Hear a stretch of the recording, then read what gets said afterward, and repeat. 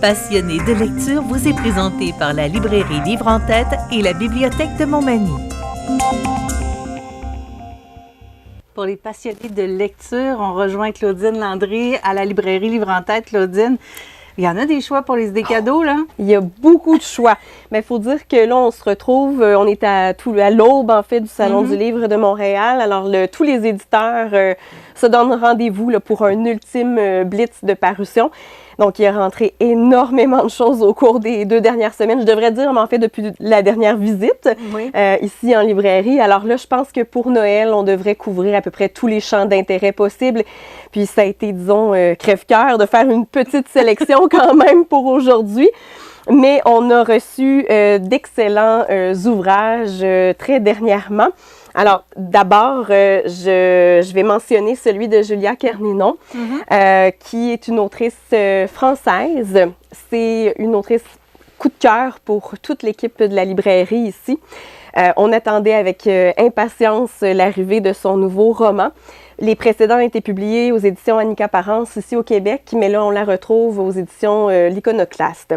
Ici, avec Sauvage, en fait, on retrouve quand même des thématiques qu'elle abordait dans ses autres ouvrages, plutôt féministes. On aborde aussi la question de la maternité, puis un peu de toutes les difficultés qu'une femme peut retrouver aussi dans un monde contemporain, alors qu'elle décide de se lancer dans un restaurant, en fait, de faire, alors, quand même dans un contexte pour lesquels les femmes peuvent beaucoup se retrouver, où il faut jongler avec de nombreux chapeaux.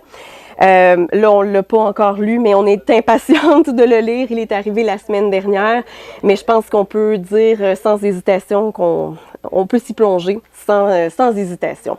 Voilà. Donc, une première idée. Ici, je vois un David Goudreau. On l'aime toujours, lui. Oui, on l'aime toujours. David Goudreau, ici, publié encore chez Libre Expression, oui. Ici, en fait, on retrouve dans Lettres attachées les textes, les réflexions qu'il a présentées, notamment à l'émission Bonsoir, Bonsoir. Donc, souvent, les gens l'ont entendu, mais là, se demandaient où on pouvait retrouver tous les textes. Alors maintenant, ce sera chose possible dans ce petit ouvrage ici qu'on a reçu tout juste ce matin. Alors, David Goudreau, oui, toujours bien aimé, qui sera sans doute présent aussi là, beaucoup sur les prochaines semaines là, dans les différents réseaux. Donc, n'hésitez pas à en faire la réservation ici à la librairie ou encore à en faire la demande directement auprès de votre bibliothèque, la bibliothèque de Montmagny aussi. On va vers une autre auteure québécoise. Oui! Québécoise et même beaucoup plus près de chez nous qu'on peut l'imaginer. Peut-être pas tout le monde, vous le savez, mais Catherine Bourgault, elle habite à Lillet. Donc ici, un autre roman chick lit, très attendu par son public. On est ici dans la même série, là, Danger, Danger, Femme au volant. On avait connu précédemment Danger, Femme sur le chantier, donc tout ça. On retrouve des personnages attachants, puis ici, ce sont 2 femmes qui vont se lancer dans un road trip dans Charlevoix. Donc, encore là, une bonne quantité ici en librairie. Puis on verra si un jour, peut-être qu'il est possible d'accueillir Catherine. Elle est très, très occupée de ce temps-ci, mais peut-être un jour pour une séance de signature. Là, Claudine, ça a été une belle surprise là, le prochain. Pour les vieux comme moi, là, c'était un bonheur de voir réapparaître ce personnage-là. Oui, et là, on parle de Gaston Lagaffe. Ici, le retour de Lagaffe, qui est aussi arrivé aujourd'hui en librairie. Ce qui rend la chose encore plus intéressante avec cette nouvelle parution-là, c'est que c'est le BDiste québécois Delaf qui signe la bande dessinée. Donc, ça rend la touche un peu plus particulière. Alors, un retour, en fait, tout simplement du personnage gaffeur. Et de son boss, de son patron qu'on voit bien, on les reconnaît. Alors, ça plaira tant aux nostalgiques qu'à ceux qui désirent s'initier, en fait, au personnage de Gaston Lagaffe. Les amateurs de paresseux, entre autres. Ah, ça, c'est quelque chose de vraiment magnifique qui s'en vient. Oui. Ben, en fait, c'est un ouvrage qu'on connaît quand même assez bien, n'est-ce pas? La Flore laurentienne de Frère Marie-Victorin. C'est, il faut le dire, un ouvrage de référence. Qui dit ouvrage de référence, ben dit aussi un prix assez élevé, il faut le dire. C'est un gros document qui est quand même assez dispendieux. Mais là, ici, Boréal, les éditions Boréal ont fait vraiment un tour de force avec la parution de ce bel ouvrage-là, La Laurentie en fleurs. Et puis, vraiment, à un prix tout à fait abordable. On est dans du 32,95. Alors, tout amateur de botanique ici pourra s'y retrouver. Donc, on a quand même des illustrations qui ponctuent également le texte de Frère Marie-Victorin. Alors, c'est un condensé, je dirais, abordable pour quiconque s'intéresse justement à la flore du Québec. Ou les personnes qui sont juste curieuses puis ne veulent pas le gros ouvrage. Exactement. Ça fait une belle introduction. Exactement. Voilà. C'est tout à fait ça. Et ici, bon, j'ai l'impression que c'est un peu plus jeune. Oui! Un peu plus jeune, mais là, je tenais quand même à en parler parce que ça fait plusieurs années qu'on voit la vie compliquée de Léa Olivier. On l'a vu sur les tablettes des librairies, des bibliothèques.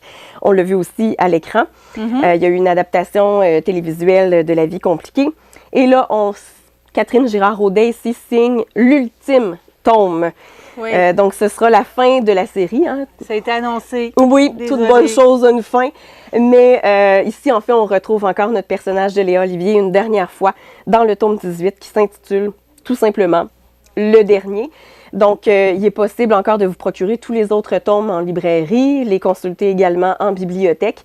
Mais là, ici, c'est la fin de l'aventure pour cette Léa Olivier. J'ai l'impression que pour les jeunes, ça fait un peu le même sentiment qu'Aurélie Laflamme. Oui, je pense que oui. Oui, quand la série s'est terminée. Mais c'était un petit deuil, hein? Oui, je pense que oui, pour certaines, oui. Et ici, bon, la période des fêtes, c'est une période pour se donner des cadeaux, on le sait. Chez nous, on se donnait des livres. On s'assoyait tous ensemble et on lisait. Une belle tradition. Chacun notre livre. Et il y a maintenant de beaux choix de livres pour la période des fêtes. Oh, tellement de beaux choix de livres. Là, je vous en ai sélectionné 2, en fait. Des albums jeunesse. Ce qui est intéressant aussi, c'est qu'il y a une très belle production, si on peut dire, des ouvrages, des albums québécois aussi. Alors, j'ai choisi de vous présenter celui chez Ouzou, Ouzou Québec. Donc, Ouzou a maintenant une division québécoise. Et ici, le Noël de Casse-Noisette, en fait, où on revisite tout simplement le fameux Casse-Noisette. Ici, ça a été aussi un coup de cœur des Grands Ballets de Montréal qui présente année après année le ballet Casse-Noisette. À Montréal et à Québec. Exactement, exactement. Puis, en fait, ici, c'est l'histoire classique, mais quand même revisitée un peu au goût du jour. Alors, on est quand même dans un album de bonne taille, de bonne dimension, ce qui ajoute aussi à la magie. Oui. Et on est dans les illustrations de Sabrina Gendron aussi, une illustratrice québécoise là, hors pair, qui a signé déjà beaucoup de livres, tant chez Ouzou que dans d'autres maisons d'édition, notamment à la Bagnole. Le genre de cadeaux qui vont rester de génération en génération. Assurément, assurément. Et ici, on a l'attelage recherché. Oui, attelage recherché. C'est aussi une autrice qui signe beaucoup de livres, de romans, plus ados même, en fait, Karine Paquin ici. Attelage recherché, en fait, c'est, qu'est-ce qui se passerait si finalement tous les reines du Père Noël, au moment, à la veille de Noël, étaient tombés en panne. Si, disons, on ne pouvait pas faire un attelage régulier. Alors, de quoi on va avoir besoin pour remplacer nos reines? Alors là, on va passer par une panoplie d'animaux. Donc, c'est tout de même assez cocasse, assez amusant.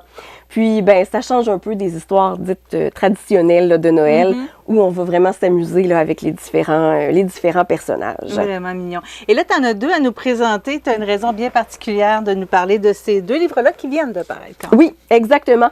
En fait, je vais vous parler de Ghislain Taschereau. En fait, a fait paraître tout récemment dans sa collection Hilaire Coquin aux éditions de l'Individu. Oui, oui c'est ça. J'avais comme un blanc.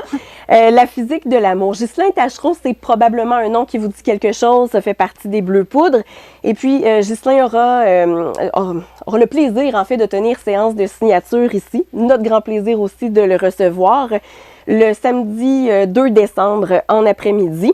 Alors, il a fait paraître un roman, mais il a aussi fait paraître plus récemment avec Tristan Demers, Québec 90, où on retrace un peu les grands moments de cette décennie québécoise. L'année dernière, c'était à Québec 80 qui a été paru. Exactement. Donc, c'est la suite.